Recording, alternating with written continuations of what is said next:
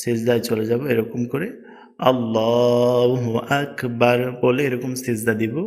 দেখুন সিজদার হাতটা থাকবে আপনার এই বরাবর এবং পা দিকে যদি লক্ষ্য করেন তাহলে দেখবেন পায়ের আঙ্গুলগুলো কিবলার দিকে ভাঁজ করা আছে।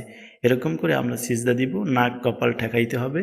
এখানে আমরা সিজদার তাসবিহ পাঠ করব, সুবহানা রাব্বিয়াল আলা, সুবহানা রাব্বিয়াল আলা, সুবহানা রাব্বিয়াল আলা।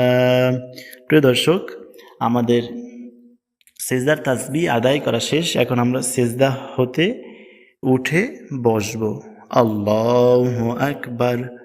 দেখুন আগে আপনি চিত্র দুইটাকে দেখুন। হাতটা ডান সাইডে যে চিত্রটা মার্ক করা আছে গোল দিয়ে রাউন্ড করা, এটা হলো হাঁটুর নিচে পর্যন্ত হাতটা চলে গেছে। এরকম আপনার হাত রাখা যাবে না। আপনি বাম সাইডের চিত্রটার দিকে লক্ষ্য করুন। হাত